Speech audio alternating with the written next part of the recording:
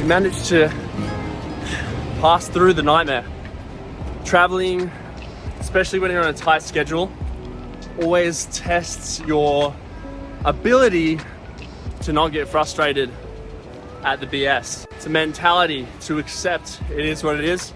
You'll get there eventually. You gotta carry bags in between terminals, and just a lot of fun. So getting a bit of one-sided farmer's carries, not really because the strap is on, but when the strap's off, it's one-sided farmer's carries in between gates at the terminal, which is a good bit of exercise, especially if you're going to be sitting down for 7 hours like I am now.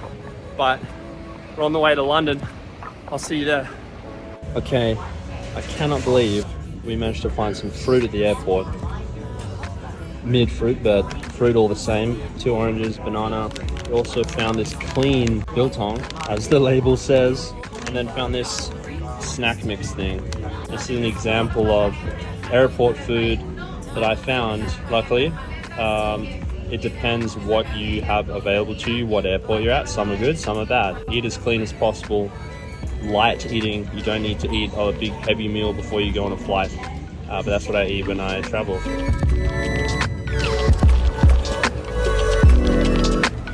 Hello, sunshine. I've brought the weather with me as per usual.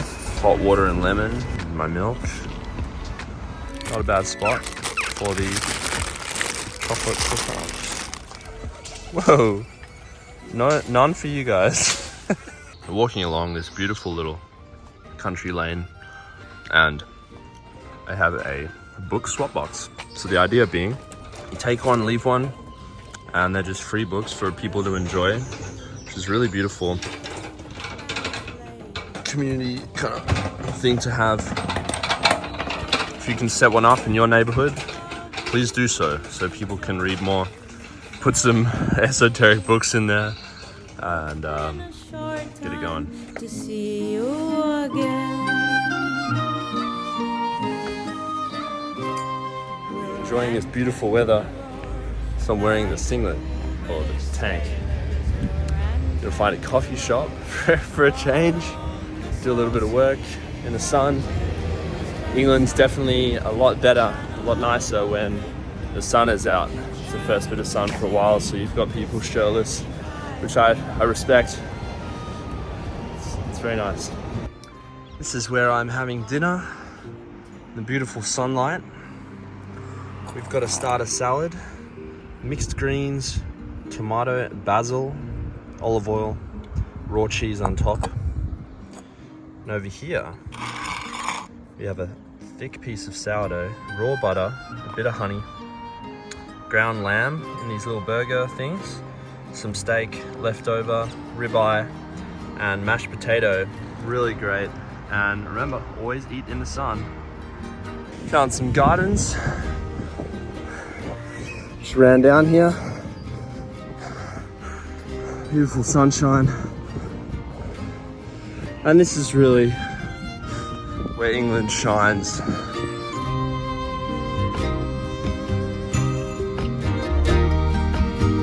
You know what time it is? Espresso time. Oi, oi. Sorted. Get ourselves the 6-egg special sourdough raw butter, bit of pineapple, and our friend espresso.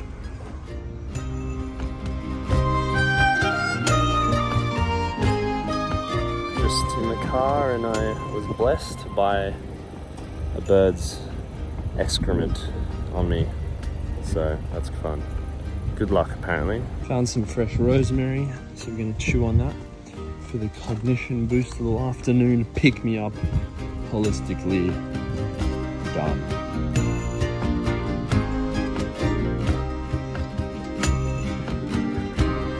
Here we are, stopping for lunch. We're on the Thames River. We have here 4 eggs and spinach. They call this a protein cup. And then fruit, pomegranate and watermelon, both blood flow maxing, really nice rehydration. And of course, we've got the glass bottle, mineral water. Hey team, we're on Waterloo Bridge in London. see behind me, the London Eye. Stunning day. You're really able to appreciate the history that's here. London, of course, is a city that I've been to a decent amount, being English myself, if you didn't know that about me. Born in England, and this is my country in a lot of ways. We're going to take you through London today, through the weekend, and show you some beautiful things. We're going to the British Museum right now, and there's a lot of beautiful things in there. Off in the distance, Big Ben, newly renovated, and then the London Eye. You can take a trip up there to get a nice view of everything. Something that's very interesting, seeing so many people wearing sunglasses out in the sun. The issue is, if you wear them all the time in the sun, the eye is where your brain is going to get information about what light environment it's in. If your brain is effectively not getting those inputs through the eye, it doesn't release the same amount of melanin that is required to protect the skin in the sun. And you end up burning more, not producing the right vitamin D, and I'm sure a whole host of other things to do with your circadian rhythm. So don't wear sunglasses. They're gonna harm you in the long term. Here we are. Beautiful.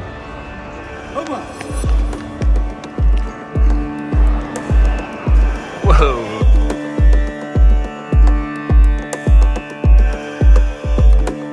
Very fitting Apollo, god of the sun. Just chilling, relax, sunny's balls. Would you slonk the ostrich, emu, kestrel eggs from the museum? I would. Used this depiction of Hercules in Soulwave 9, I believe, as the animation. Have your chamomile tea, one of these. It'd be awesome.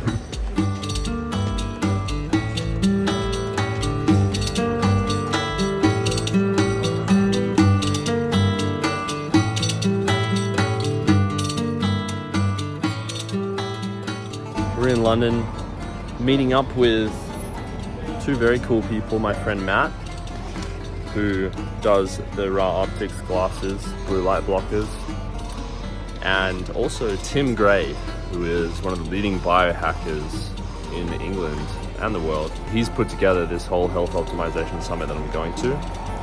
So it'd be cool to meet them, hang out and talk health and life. Health optimization with the king himself. Oh man, whew. This is very hot. I have one of these lights at home and really recommend Sauna Space. It's the closest thing that I've felt to natural sunlight that's man-made before. And I'll just zoom in on, like, in the morning, what I actually do is I'll have this plugged in near my bed. And when I wake up in the morning, I'll just drag it over and I'll put it on my face to wake up to. It's so good. Memento mori. Remember that you will die. And that's not a negative thing. It's not a fearful thing. It's just like, one day, that's where you're gonna be. 6 feet under the ground. So you might as well make the most of it while we're here. Private room, nice. So I just wanted to speak about something that I observe in, we're in London, nightlife area. I've just gone out to dinner, had an incredible time, and had a bit of wine myself as well. Organic Malbec, organic red wine. It was incredible. But just from observing the other groups of people that are now continuing their night out, and I'm retiring, I'm going to bed. I want to preface this by saying that I've been out so many times, late night, that it's not judgment, because I've done it for years. So I just want to first say that. But from my perspective now, and observing that that's not really a healthy thing to do, consistently, you're already wasted. It's 11 o'clock and you're pushing it and you're still drinking and you're going out and it's another 3-4 hours still. It's very unconscious and you're a wreck. You're wasted. The conversation is not conscious. It's just like stumbling around, you really have to be conscious of whether it is conscious of yourself doing it, or it's just a way to get out of your own head. And if you're doing it over and over and over again, that's when the issues come in. So just some conscious alcohol thoughts. Little light breakfast before the second day. So a little bit about sleep. Because the sun has been going down so late here, the sun doesn't set until 9:30, and that throws you off a bit. I mean, you're just naturally staying up late. So I've also been a little bit undisciplined with my phone use. Time zone, everyone's awake when I'm going to sleep. So I've been using my phone a bit before bed. That's my mistake. But I've still been able to get refreshing, good sleep and feel fine in the morning because I'm using my supplements. I'm using the New Soul supplements, magnesium, glycine, of course, bit of taurine, and electrolytes in water before bed. The quality of your sleep is super important because it doesn't necessarily mean if you're in bed unconscious for 8 hours, you're getting 8 hours of good sleep. But when you have the supplements that relax your body and give your body the nutrients to relax and get good sleep, it just works better. So if you're on the move, you're traveling, it's very, very worth it to take your supplements with you.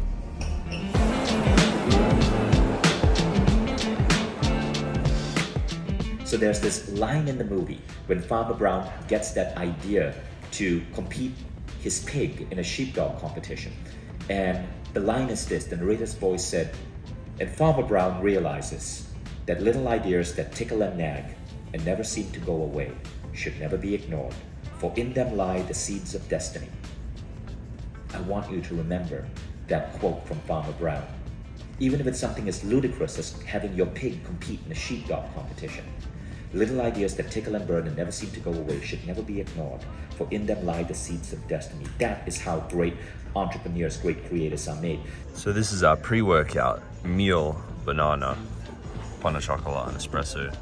We're going to lift with Ryan Carter, a very, very prominent biohacker who I met this weekend, and he's jacked as well, which is always great. Knows his stuff. So we're gonna go lift with him.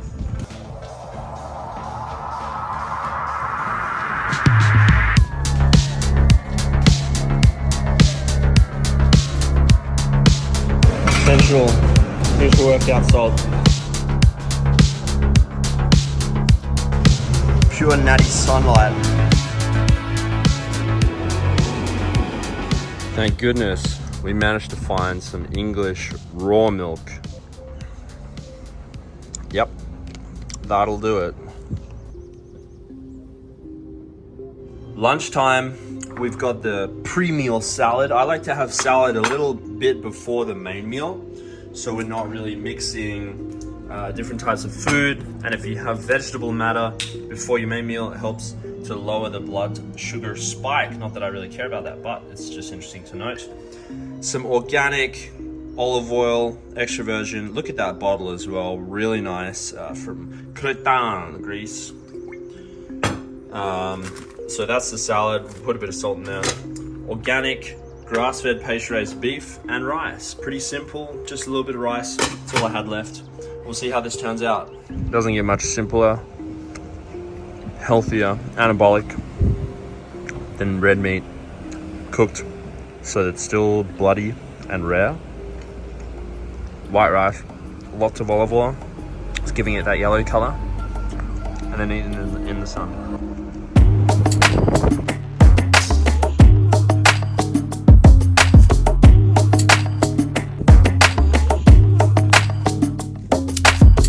Now this is where England shines.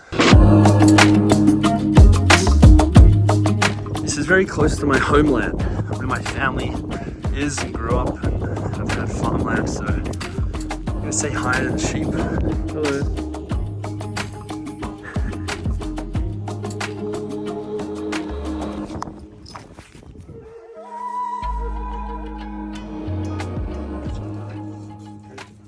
That's a real lamb leg, everyone. Now this beautiful angel is Broom. He's very old, can't walk very well anymore, but I'm gonna give him some raw milk and see if he likes it. So stay there.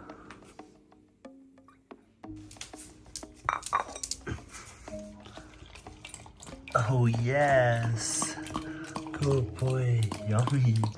Oh, he's spilling it everywhere. That tail wag.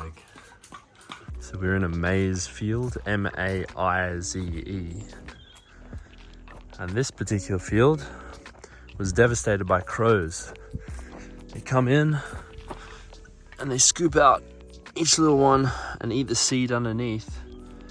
And obviously you have the whole thing. And because of that,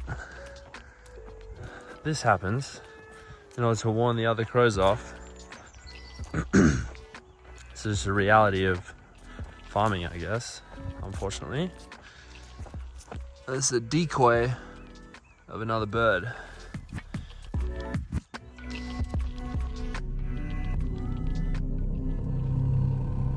No, this is not the start of a horror movie. This is where I have to get in to shower. Oh, Jesus Christ, that scared me. Hello.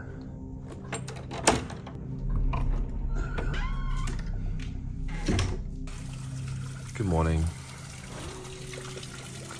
This is a large amount of rain. How am I going to get out?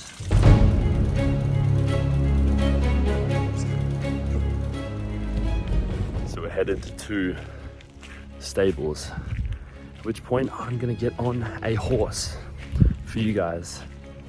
I have to learn at some point because I want to ride them in Mongolia on the steppe. So this is the first step. Let's see. Got my 5-finger toes on. Set up, solar power polo, very horsey. Let's go. Hey, hello. So this is the horse that I'll be riding. All jacked up.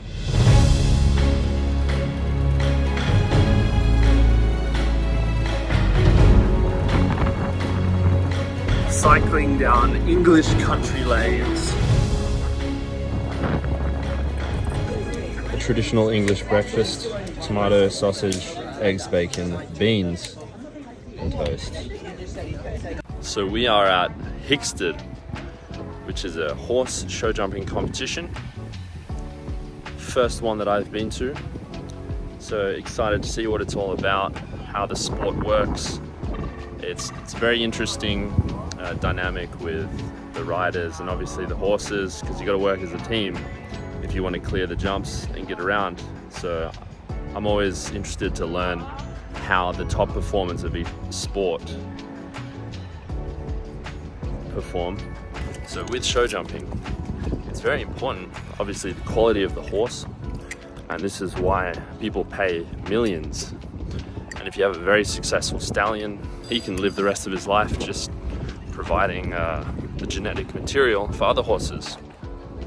I have heard that even if you're not a particularly good rider, if you have a great horse, then you can get a long way. So there's a bit of a unfortunate, not talent gap, but if you have the money to spend, obviously it's an expensive sport in general, but there's a lot of Middle Eastern money, Chinese money coming into it as a sport in general. So it's just an interesting thing to note. If you can buy a great horse, then you've got a great advantage over other people.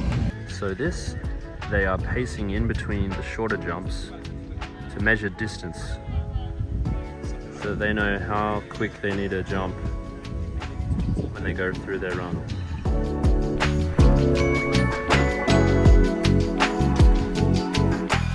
Hello, sir. Some English farm produce, some Eggos. Don't think I'll get the cuckmere honey. Pure, raw, natural. Always got to try the honey wherever you go. Okay, since I know all of you enjoy this, we're gonna do a run through of what we got at this beautiful little farm shop. So, Satsumas, aka mandarins. They're called satsumas in England. Oranges, carrots. We got some still mineral water from a local spring. We got that organic pure apple juice in here. Berries, raspberries, blueberries, of course eggs. Everyone knows what an egg looks like, but there you go. Some nice butter, hand churned traditionally. This is some organic rye bread. Some fat ribeyes, all local, all of this meat, so really excited for that tonight. Clotted cream, not raw, but we'll have that with the berries for dessert. We got some raw honey, excited to try that one. Some 100% cacao, or it's called cocoa here, same thing, with a bit of orange oil inside there. I saw this kefir, so a little bottle with obviously all the probiotics in there and milk. Ginger beer, which is water, organic ginger, and yeah, simple ingredients, nothing nasty in there. And sliced salt beef, gonna have that, some cheese on a plate, and then English wild boar and venison salami. So a mix of boar and deer. Interested on how that's gonna go. Wild pig is really the only pork that I would eat, but nice little haul there. Flame grilled ribeyes. Beautiful dinner to round out England. Wow, England, my ancestral homelands. Had a brilliant time there, connecting with everyone in London and my family and all the animals and all the experiences I had. It really is special. If you haven't been to or live in your ancestral homelands where your great grandparents are from, I highly recommend it. There's something about when you connect to the nature there, you really feel in your soul, and it's very valid to just be aware of your roots, your history. You're likely going to have some biological adaptations to that area that are unique to you that you should take advantage of. Hope you enjoyed the vlog, guys. As you can see, I'm in my next destination, so keep your eyes out for the next vlog. It's going to be change of pace, change of location, and we'll show you guys all the way. Thanks for watching. See you next time.